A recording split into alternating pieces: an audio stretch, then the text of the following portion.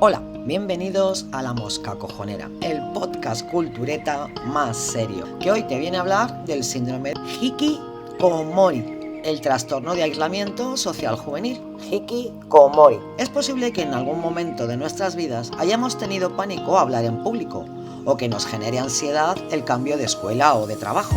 Tranquilo. Esto que experimentamos es una conducta usual e incluso estos problemas pueden generar las fobias más comunes que conocemos.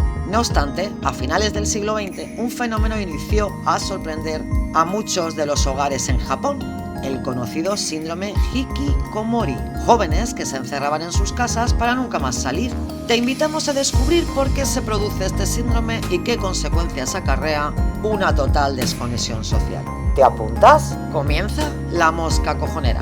Dentro cabecera. Esto es La Mosca Cojonera, que irrita y persevera con la mosca, que me sigue a todas partes y vengo desde la era. ¡Mira que es puñetera!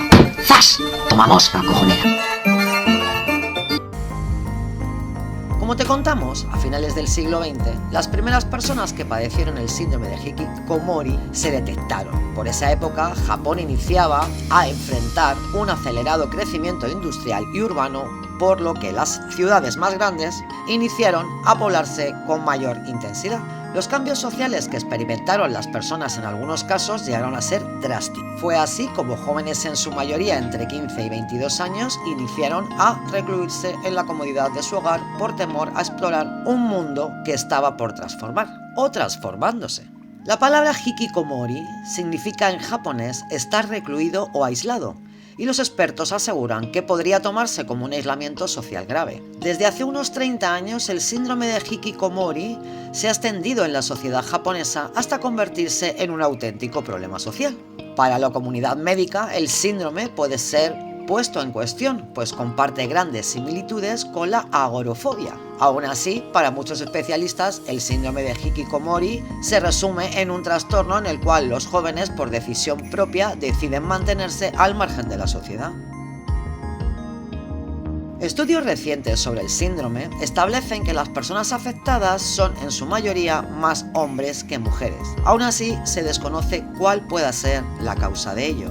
El síndrome de Hikikomori aún puede ser considerado una patología reciente, por lo que todo se encuentra todavía en materia de estudio, aunque existen estudios que poco a poco han descubierto cuáles son las potenciales causas de este síndrome, centrándose especialmente en problemas cercanos a su entorno social, al del individuo afectado. En su base se encuentran varios factores que pueden afectar el comportamiento de las personas para llevarlas a desarrollar el síndrome Hikikomori, como, por ejemplo, que esta persona esté rodeada de conflictos familiares o personales, donde también puede padecer fobia social o problemas de ansiedad y depresión. Pero, ¿cómo sabes si padeces el síndrome de Hikikomori? El síndrome de Hikikomori es similar a otras patologías relacionadas con el comportamiento social de una persona, pero sin duda puedes distinguirlo por el tipo de actividades que realizan las personas que sufren esta patología. En primera instancia, los Hikikomori se encierran en su habitación u otra sala de su hogar, de hecho, de su familia, y permanecen allí por mucho tiempo,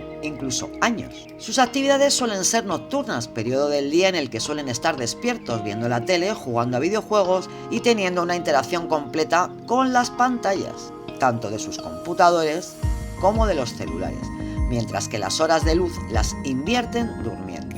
Eso sí, toda esta inactividad les resulta sostenible porque sus padres los alimentan y los mantienen, a pesar de haberse convertido en una especie de desconocido que permanece en casa pero al que prácticamente no ven. El síndrome de Hikikomori empieza lentamente y cambiando la actitud de los afectados. Generalmente suele empezar con una tristeza constante y la pérdida de amistades, cosa que lleva a las personas a desarrollar inseguridades y, poco a poco, a minimizar su conversación. Esta actitud les hace recibir críticas, especialmente en las escuelas o institutos, algo que no ayuda en absoluto a su recuperación. Más tarde, la persona con síndrome de Hikikomori se encierra en su habitación y deja de relacionarse socialmente, excepto con su ordenador o la televisión, o el móvil. Rompe todo vínculo hacia cualquier actividad social, incluso hablar. Si esta situación se alarga, las habilidades sociales y la mente de las personas que sufren este síndrome quedan severamente afectadas, ya que olvidan cómo reaccionar ante cualquier caso que no sea una pantalla. A largo plazo, si las personas con este síndrome logran de nuevo incorporarse a la sociedad, suelen tener grandes conflictos a la hora de interactuar en ambientes distintos al de su hogar. Sus habilidades cognitivas y sociales estarán reducidas, por lo que será un proceso de reincorporación lento y muy complejo. Te preguntarás qué pasa con la familia de estas personas. Pues bien, ellas llevan gran parte del proceso con grandes dificultades.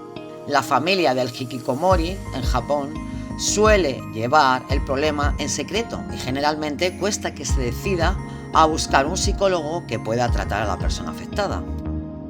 El patrón de actuación mayoritario es dejar caer toda la responsabilidad respecto al joven en la madre, que es quien se ha ocupado de él siempre, y limitarse a dejar que el afectado por sí solo decida volver a la sociedad.